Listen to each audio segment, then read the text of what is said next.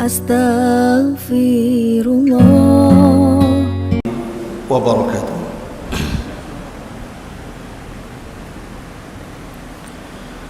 Alhamdulillah wassalatu wassalamu ala Rasulillah wa ala alihi wa sahbihi wa mawalah wa la hawla wa la quwata illa billahi wa ba'du. Alhamdulillah, di malam hari ini kembali kita dipertemukan di Masjid Muhajirin. Semoga Allah subhanahu wa ta'ala senantiasa membalas yang membangunnya dan juga kita semua yang memakmurkannya. Salawat dan salam tak lupa kita curahkan kepada Rasul kita, Nabi kita Muhammad sallallahu alaihi wa ala alihi wasallam.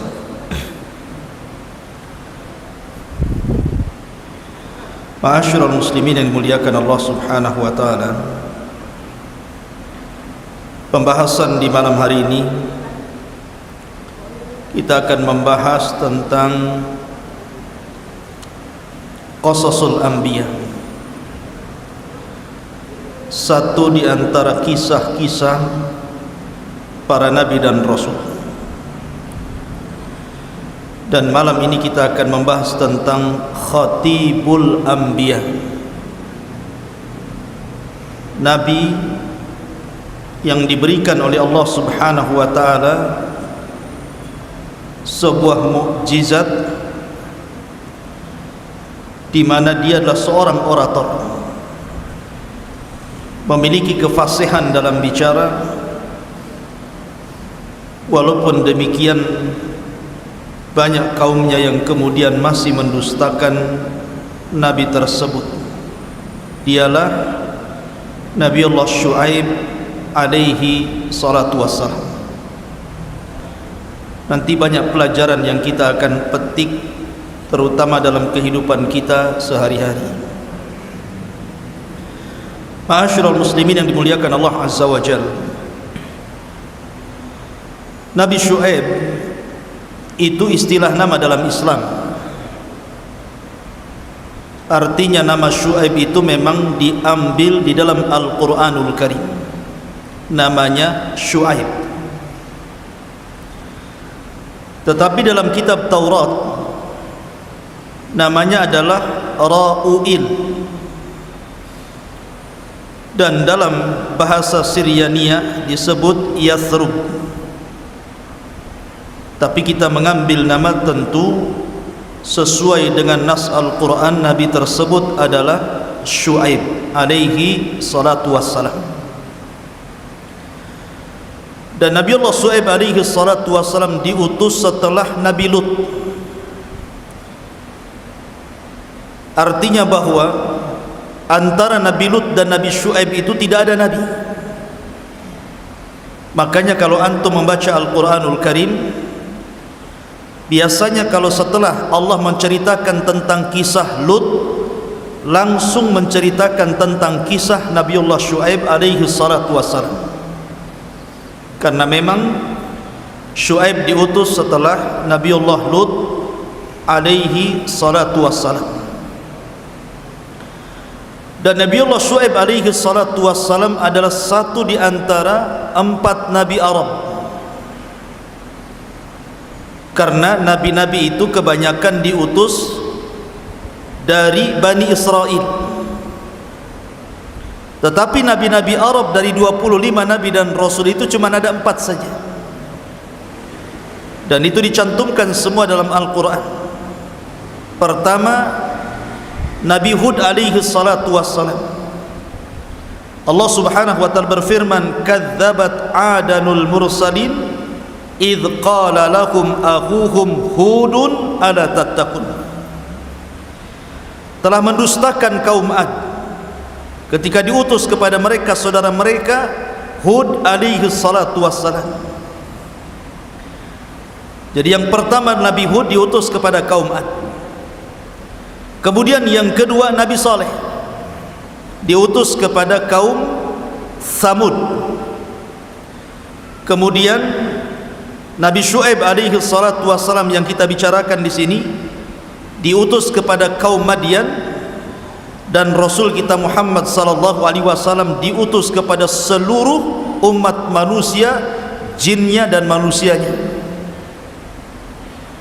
Adapun Ismail alaihi salatu wassalam, walaupun dia berdakwah di Arab, akan tapi bukan Nabi Arab, karena dia lahir di Palestina, kemudian dibawa oleh Ibrahim ke negeri Arab, menjadi musta'rab, orang yang bukan Arab tapi fasih berbahasa Arab.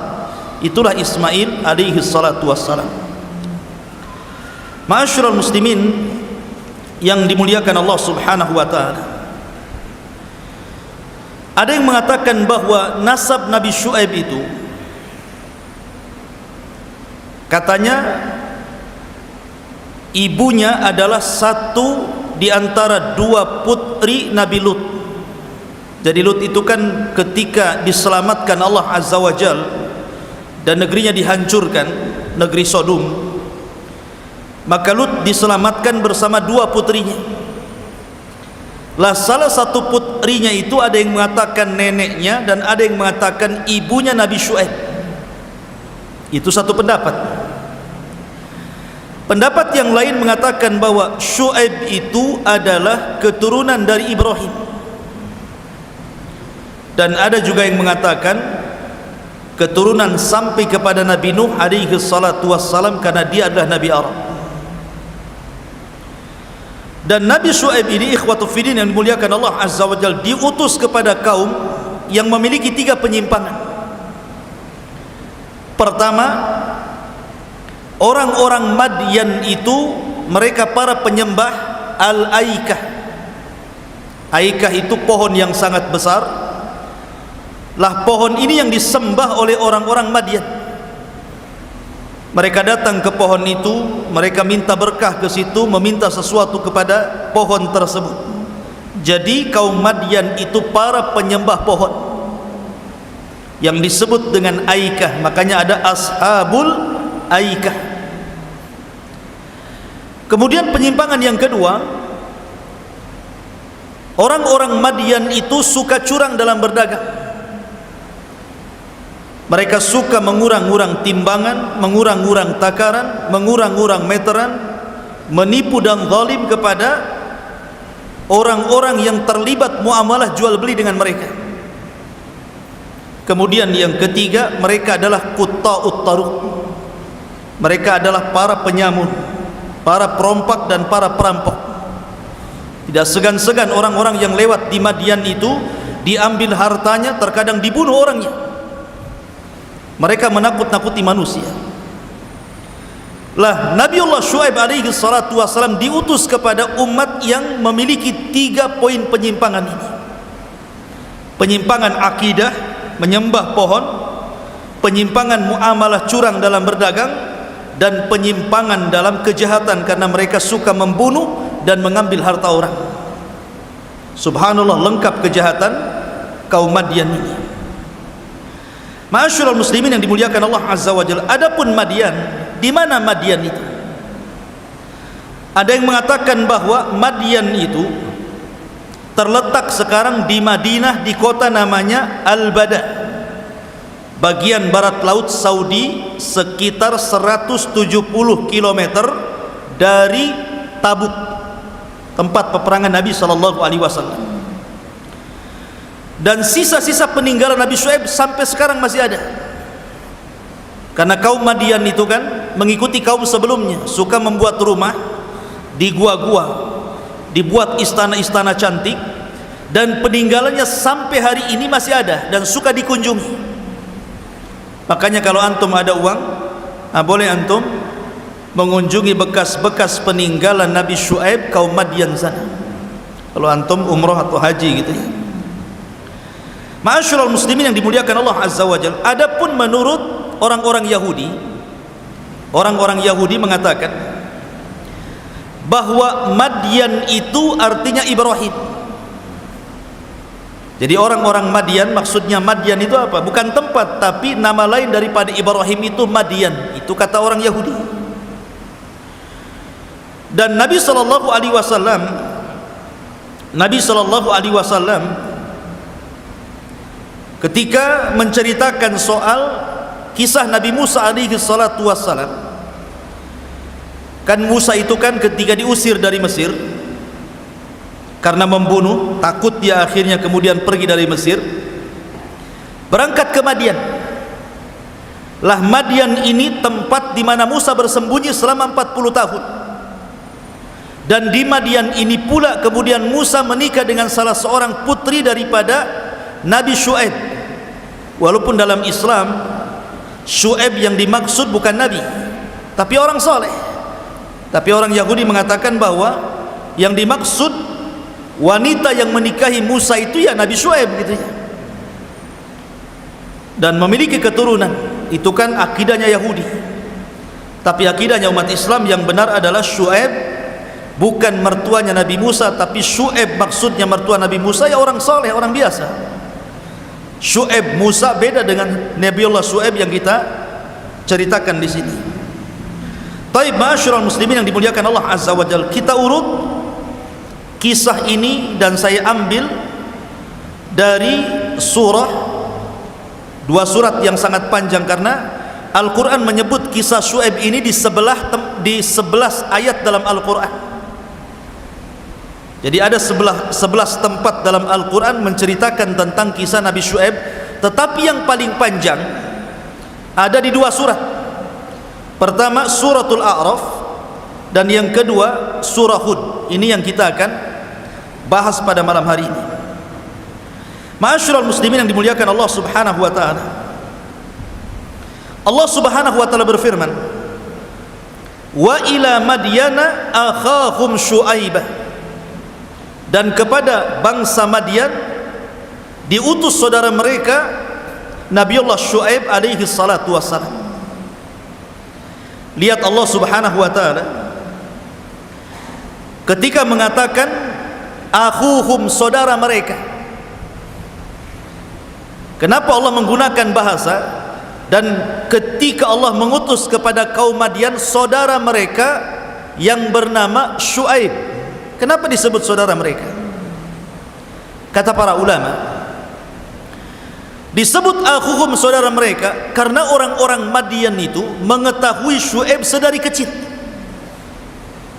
Jadi bagaimana Syuaib kecil, Syuaib remaja, Syuaib dewasa sampai menjadi nabi, mereka mengenal siapa Nabiullah Syuaib alaihi salatu wassalam. Bagaimana akhlaknya, bagaimana muamalahnya, bagaimana kebaikannya, mereka paham. Dan begitulah para nabi diutus dari bangsanya sendiri. Seperti Nabi SAW dikenal oleh orang-orang Quraisy, akhlaknya, kejujurannya gitu ya. Sehingga ketika dia mengaku menjadi nabi tidak bisa dicacati akhlaknya oleh kaumnya. Begitu juga Nabiullah Syuaib alaihi salatu wassalam. Sebagaimana kebiasaan para nabi, maka yang pertama kali dakwahkan para nabi adalah tauhid.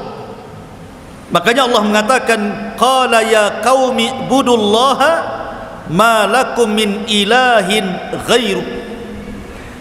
Wahai kaumku, sembahlah Allah, tauhidkan Allah, karena tidak ada sesembahan selain daripada Allah Subhanahu wa taala. Artinya bahwa seluruh para nabi dan rasul pertama kali dakwah adalah tauhid. Makanya Allah berfirman dalam Al-Quran, walaqad ba'atsna fi kulli ummatir rasulan an ibudullaha wajtanibut taghut. Dan kami utus pada tiap-tiap umat ini seorang rasul, di mana tugasnya untuk menyampaikan kepada umatlah sembahlah Allah dan jauhi sesembahan selain daripada Allah alias taghut. Inilah ciri dakwah para nabi. Pertama kali mengajak manusia ke dalam tauhid. Baru setelah itu Nabi Syuaib mengingatkan kepada orang-orang Madian ini soal kezaliman mereka dalam muamalah. Mereka suka curang dalam berdagang. Allah mengatakan, wala tanqusul mikyala wal mizan, inni arakum bi khairin inni akhafu alaikum adzab yaumin muhit. Wahai kaum Madian, kata Syuaib, janganlah kalian mengurang-urang timbangan, janganlah kalian mengurang-urang takaran. Saya melihat kalian ini ekonominya baik, ekonominya bagus. Kalian ini orang kaya, ngapain harus curang dalam berdagang? Karena saya takut menimpa kepada kalian adab yang sangat pedih. Lihat bagaimana harta bisa merubah, ikhwan. Kaum Madian ini kaum yang diberikan nikmat oleh Allah. Dulu mereka fakir, kemudian Allah berikan kekayaan kepada mereka. Harusnya orang kaya itu dibalas syukur. Tetapi memang alat orang itu mudah melampaui batas itu adalah salah satunya harta. Makanya Allah mengatakan, kalla innal insana la yatgha an ra'ahu istaghna. Manusia itu kalau sudah banyak hartanya pasti mudah melampaui batas hidupnya. Memang begitu kaidahnya. Orang-orang kaya itu kalau mereka tidak beriman kepada Allah, tidak diberikan hidayah, maka kehidupan mereka akan melampaui batas, melanggar perintah-perintah dan tidak mau menjauhi larangan-larangan Allah Azza wa Jalla. Lihat Qarun. Qarun itu dulu kaum Musa, orangnya baik, soleh. Tapi setelah diberikan kekayaan oleh Allah Azza wa Jalla, apa yang terjadi? Dilawannya nabinya kan? Menunjukkan bahwa harta itu bisa merubah manusia. Di dalam Al-Quran ada kisah Bal'am ibn Ba'urah. Bal'am ibn Ba'urah ini seorang ulama Bani Israel. Didatangi oleh pembesar-pembesar kaumnya, kemudian diserahkan harta. Wahai Bal'am, mau harta enggak? Kalau kau ingin harta, doakan keburukan kepada Musa. Awalnya enggak mau. Oh, masa aku akan mendoakan keburukan pada seorang nabi? Enggak mau saya. Ditambah lagi hartanya, ditambah lagi, akhirnya mau dia.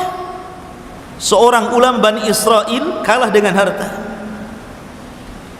Makanya kenapa para ulama mengatakan bahwa penghuni sorga itu kebanyakan laki-laki dan orang-orang fakir. Kalau penghuni neraka itu kebanyakan para wanita dan orang-orang kaya. Memang begitu. Kenapa demikian? Karena orang-orang kaya itu hisabnya dua. Pertama ditanya soal min aina iktasabahu, dari mana kau dapat harta itu? Yang kedua, wa fima anfaqahu, kemana kau belanjakan? Jadi tidak cukup mencari harta dengan cara halal, tetapi dibelanjakannya pun dipertanyakan, kemana kau belanjakan itu? Makanya Nabi Syuaib mengatakan, aku lihat ekonomi kalian baik, harta kalian banyak, sudahlah jangan curang dalam berdagang. Ada yang mengatakan bahwa mereka suka mengurang-urang timbangan, dan lihat Allah mengatakan dalam Al-Quran, wailun lil mutaffifin alladzina idza iktalu 'alan nasi yastawfun wa idza kaluhum aw wazanuhum yukhsirun. Neraka wel bagi para mutaffif. Apa wel? Para ulama tafsir mengatakan wel itu artinya sebuah lembah, wadin fi jahannam, sebuah lembah di neraka jahannam yang sangat gelap, yang sangat busuk dan sangat menakutkan. Itu disebut wail dalam bahasa Al-Quran. Untuk siapa wail ini? Lil mutaffifin, untuk orang yang suka mengurang-urang timbangan, untuk orang yang suka tatfif. Kalau dia jadi pedagang, dia kurangi dagangannya. Kalau dia jadi pembeli, dia minta tambah pula beliannya. Itulah mutaffif namanya. Makanya sering saya katakan kepada antum semuanya, kenapa Allah Subhanahu wa ta'ala sampai mengancam dengan neraka wel, sebuah lembah di neraka jahanam, padahal tatfif, mengurang-urang timbangan itu sebenarnya tidak mengenyangkan. Kalau seandainya ada orang beli salak 1 kilo ataupun mungkin jeruk 1 kilo, kalau dikurangi pamannya 1 on, paling beberapa biji saja kan, tidak mengenyangkan. Tapi kenapa Allah Subhanahu wa ta'ala sampai menyediakan sebuah lembah di Jahannam. Kata para ulama, bukan soal mengurangi satu buah jeruk, satu buah salak, satu buah dukuh, bukan itu masalahnya. Tapi masalahnya ketika ada orang yang membeli kepada Anda jual buah-buahan, saya pembelinya. Yang namanya pembeli itu tidak semua kaya. Bisa saja yang membeli buah-buahan itu orang miskin. Bisa saja yang membeli buah-buahan itu anak yatim. Bisa saja yang membeli buah-buahan itu orang-orang yang tidak mampu. Tidak semua orang kaya. Coba bayangkan kalau yang Anda curangi anak yatim, berarti Anda memakan harta anak yatim. Kalau yang Anda curangi adalah hartanya fuqara wal masakin, berarti Anda mengurangi hartanya para fuqara wal masakin. Ini masalahnya kenapa tatfif itu berat sampai Allah mengatakan wailun lil mutaffifin. Neraka wail bagi para mutaffif yang suka mengurang-urang takaran dan timbangan itu. Lah ini perbuatan orang-orang siapa? Kaum Madian seperti ini. Makanya Nabi Syuaib mengatakan wala tangkusul mikyala wal mizan inni arakum bi khairin. Janganlah kalian mengurang-urang takaran dan timbangan. Aku lihat ekonomi kalian baik. Tapi lihat bagaimana Syuaib terus mendesak mereka dengan dakwahnya, ya qaumi auful mikyala wal mizana bil qisti wala tabkhasun nasa asya'ahum wala ta'thaw fil ardi mufsidin. Wahai kaumku, kata Syuaib, sempurnakanlah takaran dan timbangan kalian, jangan mengurangi hak-hak manusia, dan jangan berbuat kerusakan di permukaan bumi. Karena orang-orang Madian ini, saya katakan dari awal, suka merampok, suka menjadi perampok padang pasir. Makanya Nabi Syuaib mengingatkan mereka, tolong perbaiki muamalah jual beli kalian dan jangan jadi penjahat. Lihat bagaimana Syuaib mengatakan, baqiyatullahi khairul lakum in kuntum mu'minin wa ma alaikum bihafidh. Kata Nabi Syuaib, baqiyatullah, maksudnya baqiyatullah itu begini, penghasilan walaupun sedikit tetapi berkah, bukan hasil curang, bukan hasil mengurang-urang takaran dan timbangan, atau bukan hasil rampok. Itu jauh lebih baik bagi kalian. Baqiyatullahi khairul lakum, itu lebih baik bagi kalian.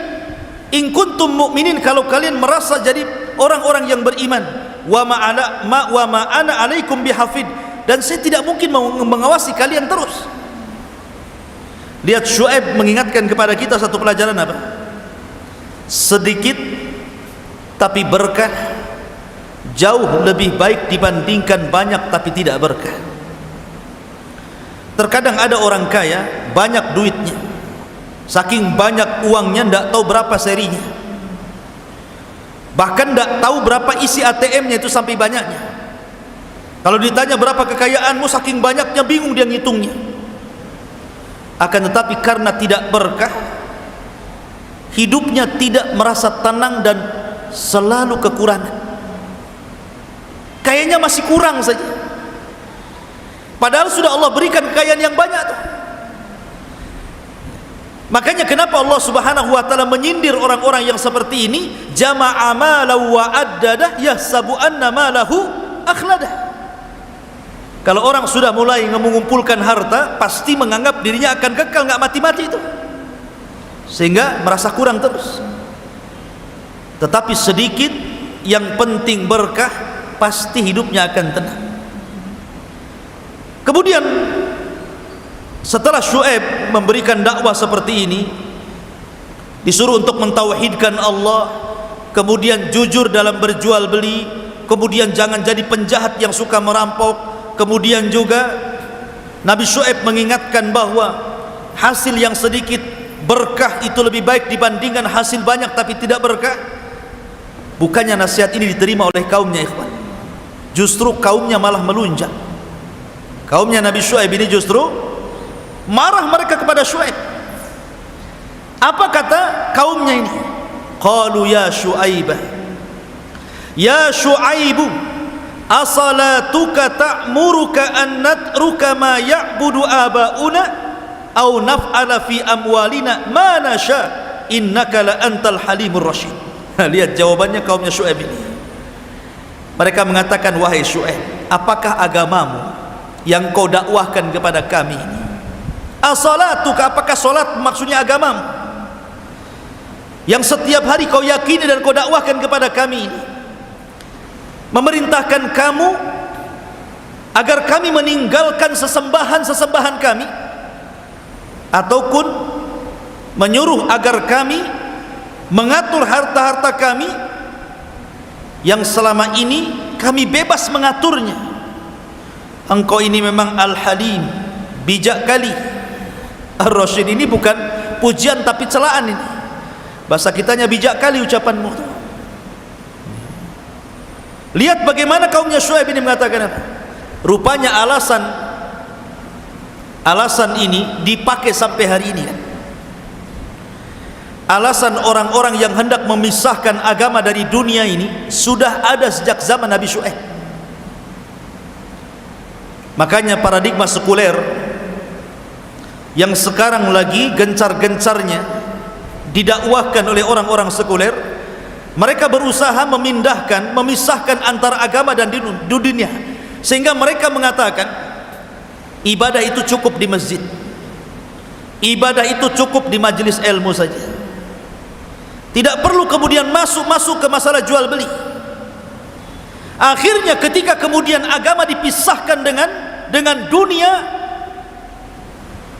muncullah pelegaran milas kan, pelegaran minuman keras. Soalnya menganggap agama tidak mengatur. Bagaimana bisa kemudian miras dijual belikan, ikhwan? Agama mengatur, tidak boleh. Sesuatu yang haram hasilnya pun haram. Bagaimana kemudian jadikan bisnis benda-benda haram seperti ini? Agama ini mencakup semuanya. Makanya Islam adalah agama yang sempurna, mencakup akidah, mencakup ibadah, mencakup muamalah, mencakup akhlak dan keberadaan manusia. Itu dicakup dalam Islam. Tidak bisa kemudian agama itu urusan masjid, majelis ilmu, bukan itu saja. Islam itu masuk ke pasar, Islam itu masuk ke politik, Islam itu masuk ke akhlak, Islam itu masuk kemana-mana.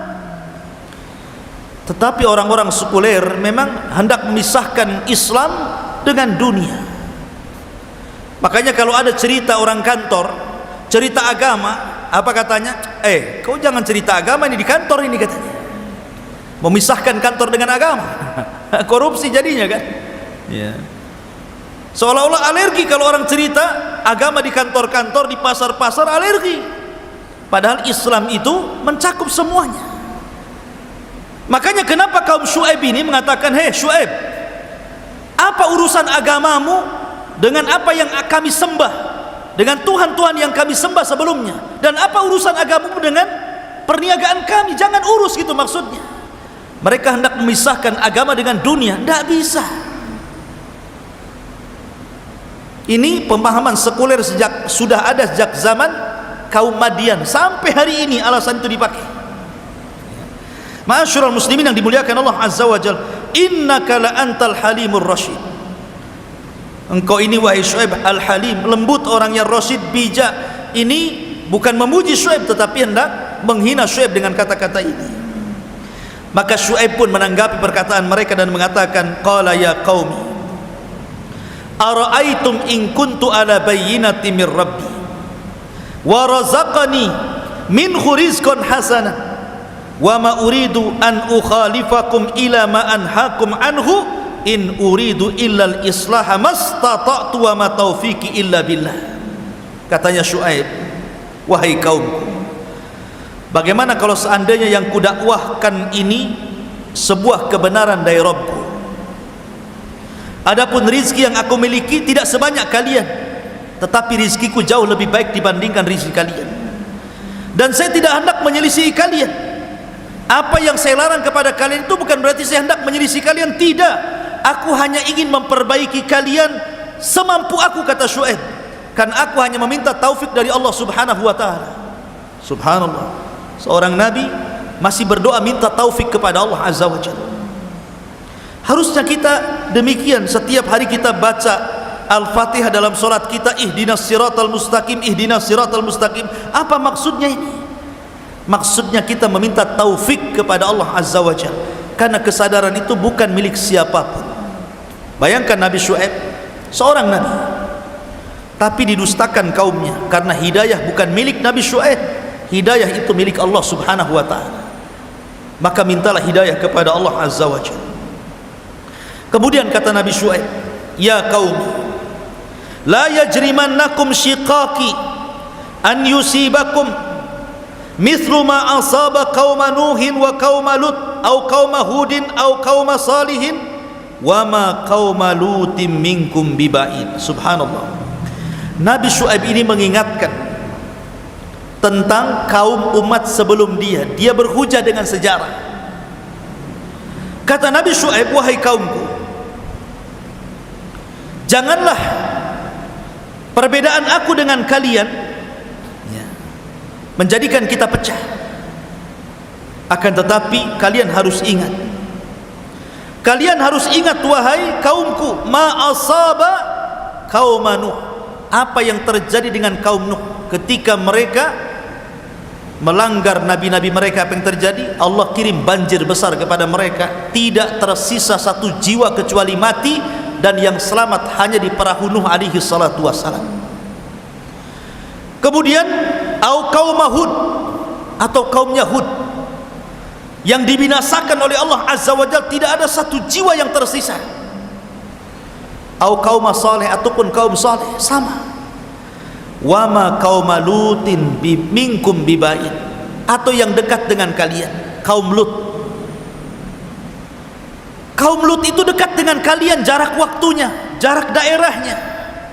Dan apa yang kalian lihat bagaimana cerita Lut, Allah Subhanahu wa ta'ala kirim Jibril, kemudian ditancapkan satu sayap di negeri Sodom, kemudian diangkat negeri Sodom ke langit, dihujani meteor, kemudian mati semua, dibantingkan lagi ke bumi, sekarang jadi laut mati.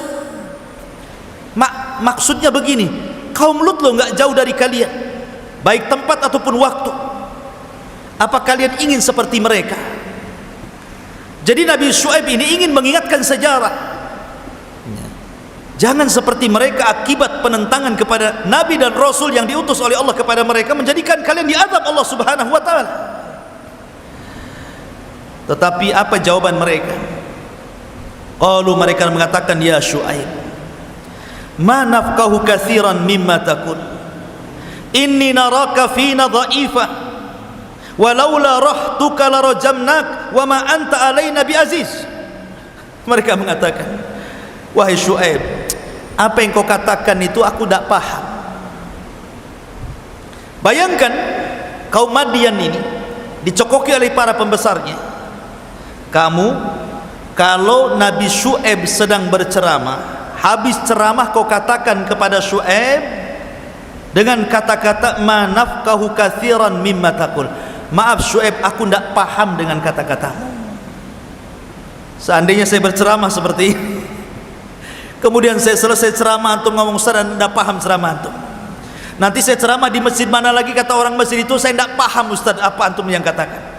Saya nasihati orang, kata orang ini, saya nggak paham Ustaz. Resign gak itu jadi Ustaz tuh kira-kira? Bisa jadi resign nih kan? Coba Nabi Syuaib diuji oleh kaumnya seperti itu. Jadi setiap dia ngomong, kaumnya mengatakan, saya tidak paham maksud kamu itu, saya tidak paham maksud kata-kata kamu itu. Subhanallah, sabarnya Nabi Syuaib, ikhwan. Walaupun kaumnya mengatakan seperti itu, tetap saja dia berdakwah. Kemudian mereka mengatakan, wa inna lanaraka fina dha'ifa, aku lihat engkau ini lemah, kau ini enggak berharga di antara kaum Madian, wahai Syuaib. Kemudian mengatakan, laula rahtuka, kalau bukan karena kabilahmu, wahai Syuaib, sungguh engkau sudah kami galikan tanah, kau tanam di situ, kurajam engkau sampai mati. Ketika Allah mengatakan perkataan mereka, kalau bukan karena kabilah, menunjukkan bahwa Nabi Syuaib itu dipandang di kabilahnya, karena dibela masalahnya. Kalau bukan karena kabilahmu, sudah kurajam kamu, sudah kubunuh kamu, bahasanya seperti itu. Tapi lihat para nabi sabarnya. Kemudian Nabi Syuaib mengatakan, ya qaumi arahti a'azzu alaikum minallah wattakhadtumuhu wara'akum dhihriyan inna rabbi bima ta'maluna muhit. Wahai kaumku, apakah kabilahku jauh lebih mulia dibandingkan Allah Azza wa Jalla sehingga kalian takut dengan kabilahku? Maknanya terserah kalianlah apa yang kalian akan lakukan kepadaku. Kemudian ya qaumi malu ala makanatikum inni amil saufa ta'lamuna man ya'tihi adzabun yukhzihi wa man huwa kadzibun wartaqibu inni ma'akum raqib. Di sini Syuaib karena sudah mulai dapat perlawanan dari kaumnya, sudah ada ancaman hendak dibunuh, kemudian sudah mulai mereka pun mengejek Nabi Syuaib alaihi salatu wassalam, maka Syuaib alaihi salatu wassalam hanya memberikan peringatan kepada kalian, kalau kalian terus menerus seperti ini akan datang azab kepada kalian. Apa azabnya? Kata para ulama, azab yang ditimpakan kepada kaum Madian ini aneh karena banyak jenisnya. Pertama, Allah subhanahu wa ta'ala hentikan angin selama 7 hari. Tidak ada angin sama sekali, tidak ada hawa. Anda bisa bayangkan, kalau tidak ada oksigen, apa yang terjadi?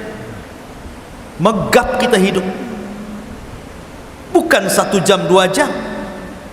Makanya lihat orang-orang yang kekurangan oksigen di rumah sakit itu sampai ada tabung oksigen itu untuk bantu supaya pernapasannya lancar kan. 7 hari tidak ada oksigen. Allah hentikan angin kepada kaum Madian, tidak ada angin sama sekali. Mereka susah bernafas sehingga sebagian mereka mati karena tidak sanggup bernafas lagi.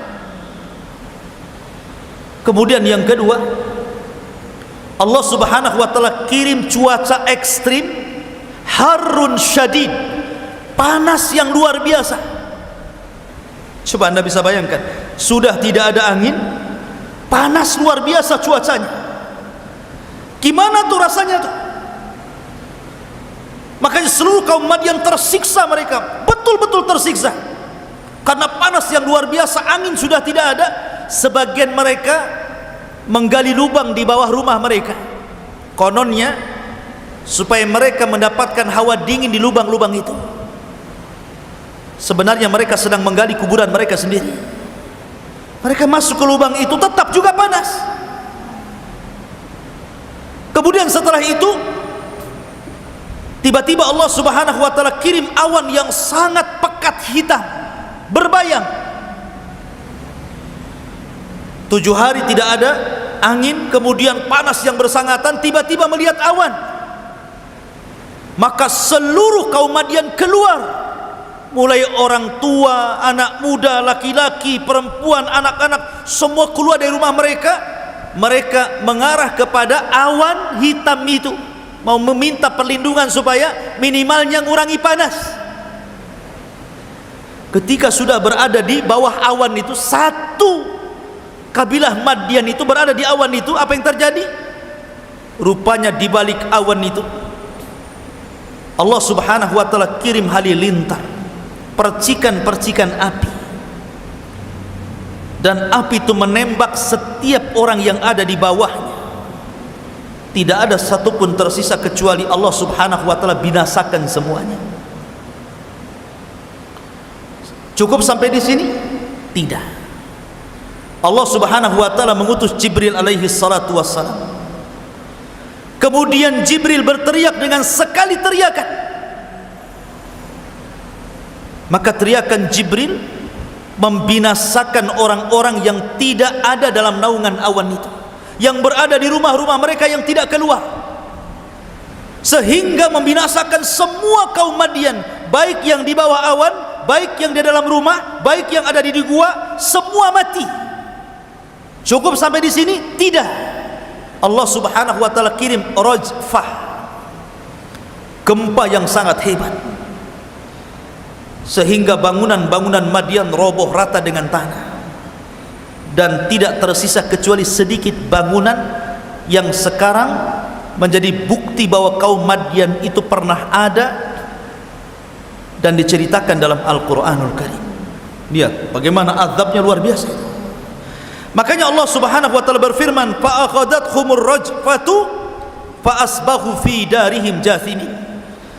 Maka Allah Subhanahu wa taala kirim gempa yang sangat besar dan mereka pun menjadi bangkai-bangkai di rumah-rumah mereka. Dalam ayat yang lain, fa akhadathhumus sayhatu, maka dikirimnya kepada mereka suara yang memekak dari suara Jibril, fa asbahu fi darihim khamidin, maka bergelimpangan di rumah-rumah mereka sendiri menjadi bangkai. Begitulah ikhwatu fiddin yang dimuliakan Allah Azza wa Jalla, kisah kaum Madian. Dari sini banyak pelajaran yang kita bisa petik, ikhwan. Dan ada yang mengatakan bahwa setelah itu Nabi Syuaib diselamatkan oleh Allah Azza wa Jalla dan kaumnya. Kemudian Nabi Syuaib pun meninggal dunia. Ada yang mengatakan dikuburkan di sekitar dari Nadwah di sekitar Mekah. Ada yang mengatakan di kabilah Bani Sahmin di sekitar Ka'bah.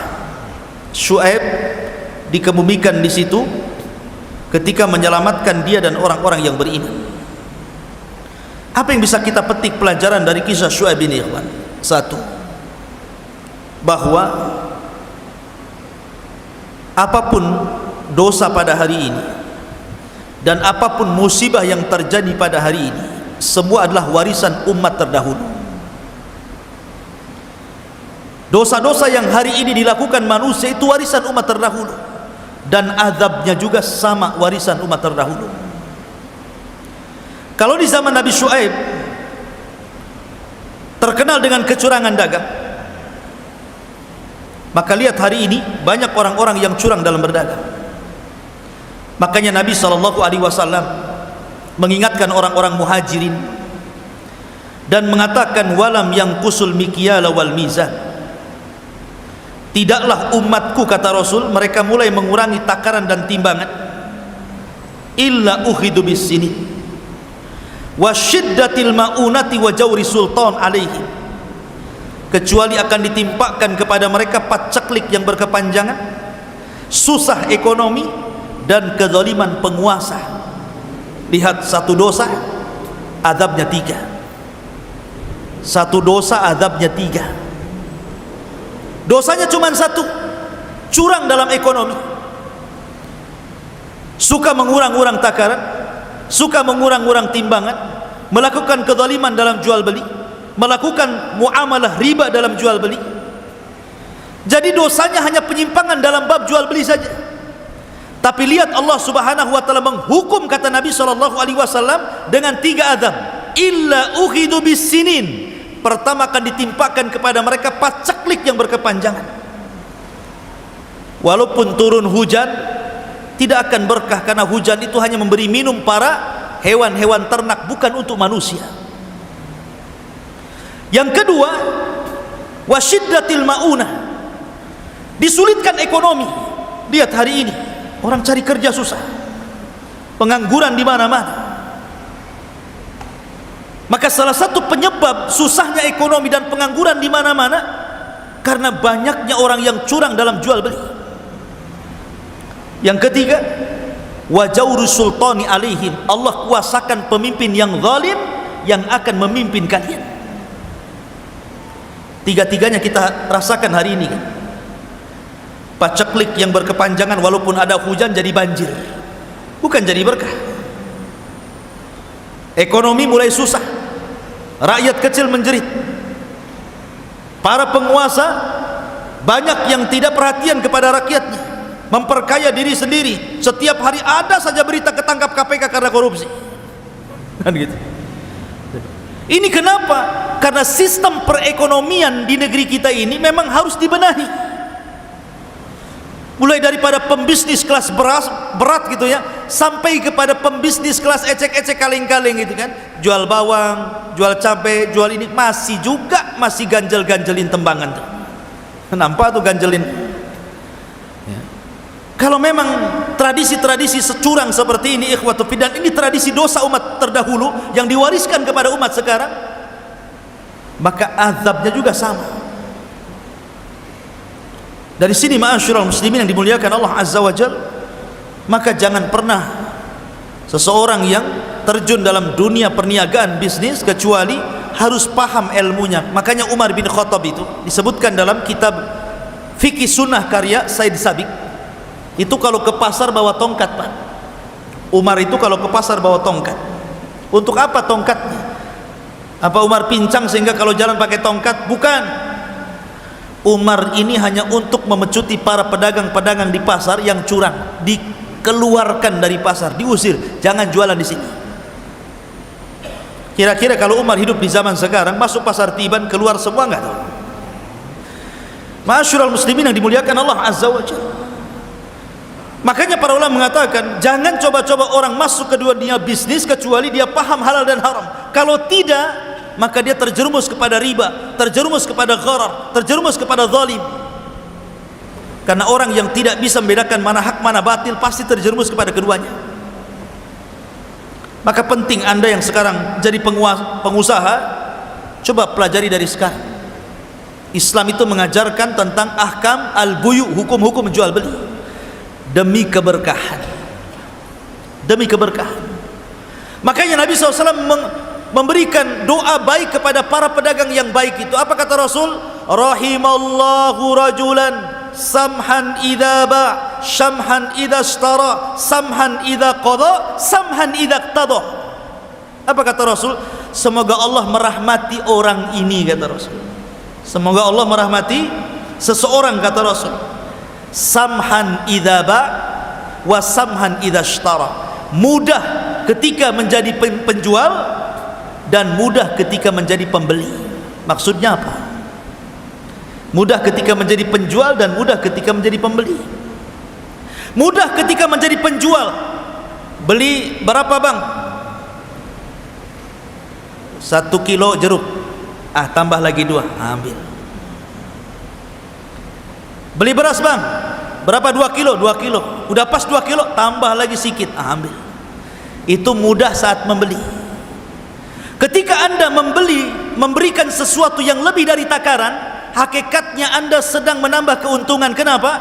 Karena tambahan itu sedekah, dan sedekah itu akan menambah harta.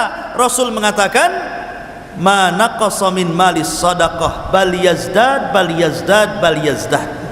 Tidak berkurang harta yang disedekahkan, bahkan bertambah. Ini tidak. 1 kilo dikurangi 1 on pula. Bukannya sedekah, malah diambil pula milik orang. Gimana mau berkah? Ini namanya mudah ketika jadi penjual, mudah jadi pembeli. Pamannya ada kembalian 2000 perak, sudah ambil aja lah, ambil. Ini enggak ditunggui, enggak ada, Bang, tukar dulu lah sana. Nukar itu jauh banget, hanya 2000 tuh nukar itu. 1 jam dia nunggu di dagangan. Coba. Sambil orang pergi, diambil pula sama dia. La haula wala quwata illa billah. Jadi mudah jadi pembeli itu, ya sudahlah, kalau hanya 1000, 2000, 3000 anggap sedekah, supaya barang yang kita bawa itu jadi berkah, gitu maksudnya. Makanya Rasul mengatakan, rahimallahu rajulan samhan idza ba' wa samhan idza ishtara. Begitu Islam mengajarkan dalam jual beli, dimudahkan, gitu maksudnya. Makanya ketika Nabi SAW membuka pasar di kota Madinah, ketika Rasul hijrah ke Madinah, pasar dikuasai siapa? Dikuasai orang Yahudi. Namanya pasar Bani Kunaiko. Satu ekonomi Madinah itu dikuasai oleh orang Yahudi dengan pasarnya Bani Kunaiko. Maka Nabi SAW mulai memainkan bisnisnya, karena tahu orang-orang Mekah ahli dagang. Walaupun orang-orang Madinah tidak pandai berdagang karena mereka sibuk dengan pertanian. Mulailah Rasul melirik membuat pasar sendiri, karena orang-orang Yahudi suka curang dalam dagang. Maka Rasul mulai menerapkan bagaimana siasah politik syar'i dalam bab jual beli. Diterapkan sama Rasul jual beli bagaimana secara Islam. Dalam 2 tahun kolab pasar Yahudi gulung tikar. Bahkan orang Yahudi pun belanja kepada orang Islam. Begitu. Itulah ekonomi Islam. Ekonomi Islam. Tapi sekarang siapa yang megang ekonomi? Bukan orang Islam. Bahkan orang Islam pun mengikuti gaya kapitalis kan begitu, mengikuti gaya-gaya nggak jelas gitu. Coba kalau seandainya setiap para pedagang Muslim itu menerapkan ajarannya, kolab tuh pasar-pasar orang kafir itu.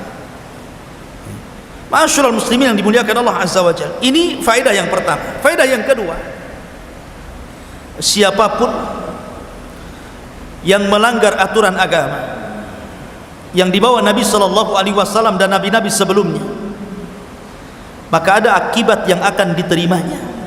Lihat kaum Madian, dikirim azab yang luar biasa.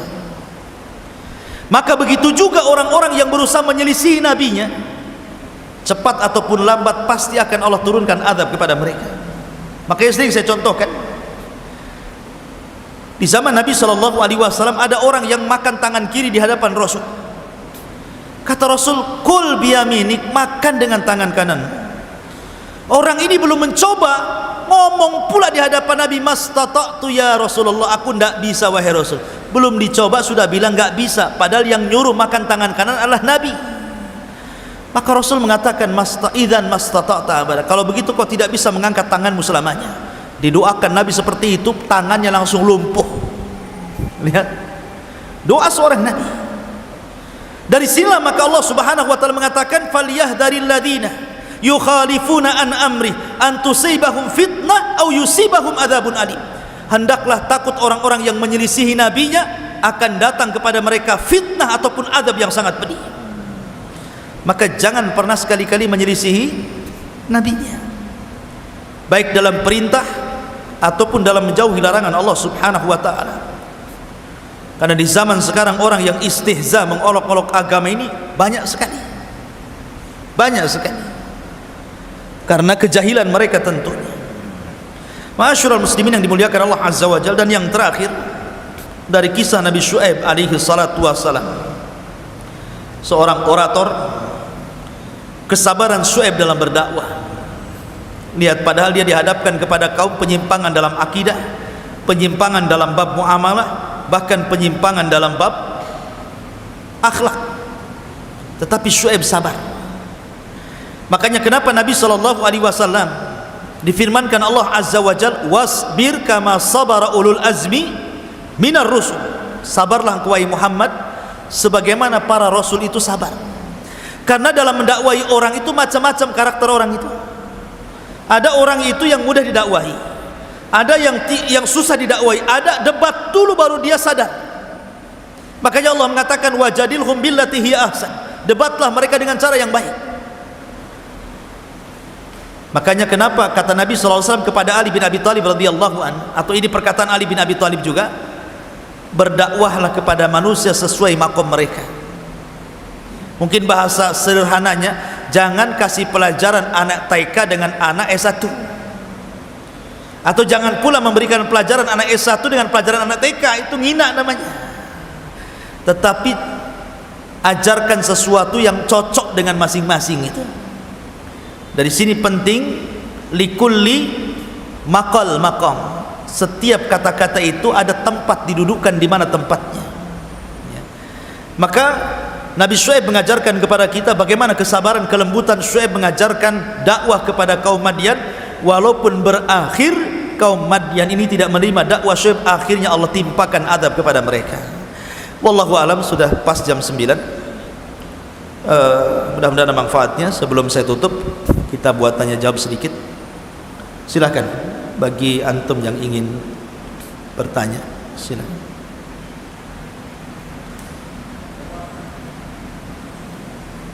Iya, silakan. Waalaikumsalam.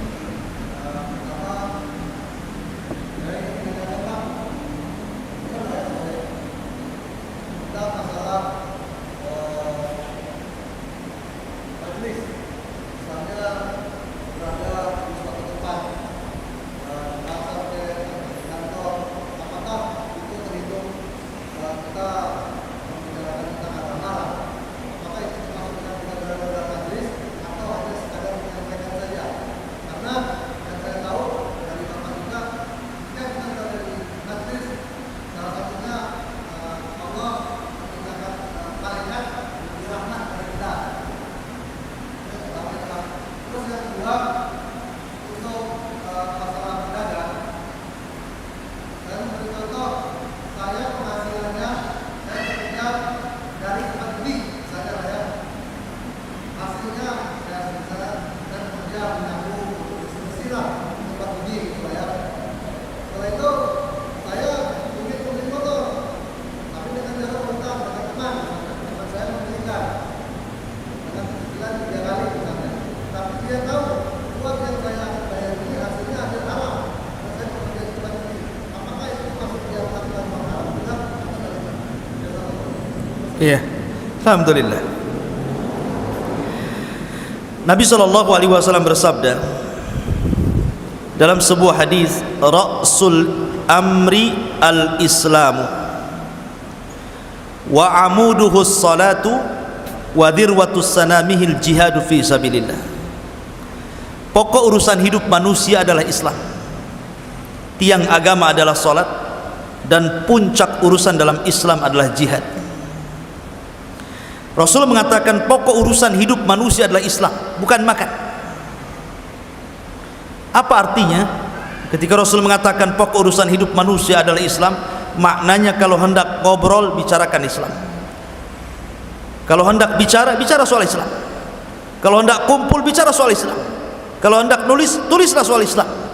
Maka Islam jadikan dimanapun anda berada, jangan sampai tidak dibicarakan. Di kantor bicara Islam, di pasar bicara Islam, dimanapun, karena Islam mencakup segalanya. Sebab kalau sudah dalam majelis tidak ada Islam di situ, pasti yang ada majlis itu menjadi majlis yang tidak ada faedahnya. Boleh jadi majlis ghibah, majlis caci maki, majlis menghina, dan begitu seterusnya. Kalau sudah tidak ada ghibah, Islam masuk di situ, insya Allah majlis-majlis itu akan hilang. Makanya saya anjurkan kepada antum, kalau antum habis ngobrol di warung kopi, ngobrol di kantor walaupun hanya 3 orang 4 orang, sebelum bubar itu bacalah kafaratul majlis. Subhanakallahumma wa bihamdika asyhadu an la ilaha illa anta astaghfiruka wa atubu ilaik. Kenapa disuruh membaca 2 kafaratul majlis? Supaya namanya orang duduk berdua, bertiga, berempat, berlima, apalagi rapat, orang rame, pasti di antara mereka ada kata-katanya yang nyinggung, ada kata-katanya menghina, ada kata-katanya menggibah, ada kata-katanya memfitnah. Pasti kalau orang udah kumpul orang banyak kan begitu.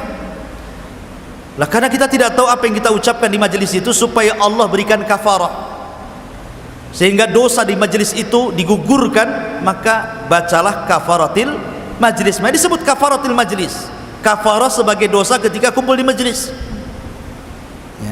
Apakah kemudian kumpul-kumpul masjid di kantor bicara Islam itu termasuk juga majelis zikir? Ya, itu majelis zikir. Dan para malaikat akan datang menaungi majelis-majelis itu, mengepakkan sayapnya dan memintakan ampun kepada Allah akan dosa-dosa orang yang sedang bermajelis itu. Tidak harus seperti ini majelis ilmu itu.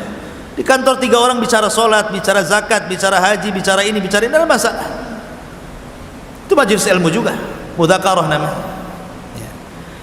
Kemudian yang kedua, harta itu pasti tidak lepas daripada 4 perkara. Siapapun yang punya harta pasti tidak lepas dari 4 perkara. 1, dia mencarinya dengan cara halal, dibelanjakan dengan cara yang halal pula, maka dia berkah. 2, mencarinya dengan cara yang haram, diinfakkan pula ke yang haram, itu tidak berkah. Hasil judi untuk beli miras, hasil judi untuk berzina, haram. Yang ketiga, caranya halal mencarinya, pula diinfakkan pula ke yang halal, ke yang haram. Dan capek dia jadi tukang ojek gitu, sampai sore dia berkeringat, berlelah berletih jadi tukang bangunan gitu. Tahu-tahu sudah gajian kemana? Ke tempat maksiat. Ini yang akan ditanyakan di hadapan Allah, dari mana kau dapatkan harta itu, kemana kau belanjakan? Yang terakhir, caranya haram, dibelanjakan pula ke yang halal. Hasil togel untuk bangun masjid, hasil judi untuk disumbangkan ke madrasah, bantu anak yatim. Sama dengan kasus tadi, hasilnya haram, dibelikan untuk motor kan, motornya kan untuk kerja, Innallaha thayyibun la yaqbalu illa thayyiban. Allah itu baik, tidak menerima kecuali yang baik. Allah itu baik, tidak menerima kecuali yang baik-baik. Selama harta itu asalnya haram, tetap haram. Karena harta haram tidak bisa dicuci pakai rinso jadi halal, tidak bisa. Ya. Maka harta itu harta hantu, harus dibuang ke tempat yang dihinakan.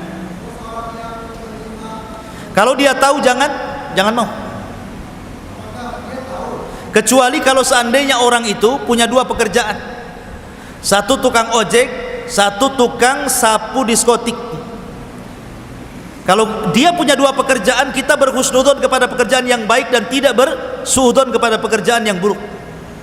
Tapi kalau Anda tahu bahwa dia cuma di situ kerjanya, di diskotik umpamanya, maka jelas hasilnya pun haram. Haram. Kalau udah tahu, kok jadi penadah pula? Gimana jadi penadah uang haram itu namanya? Wallahu a'lam. Ada lagi? Taib, saya kira cukup. Subhanakallah bihamdika asyhadu an la ilaha illa anta astaghfiruka wa atubu ilaik. Allahu ta'ala alam. Assalamualaikum warahmatullahi wabarakatuh.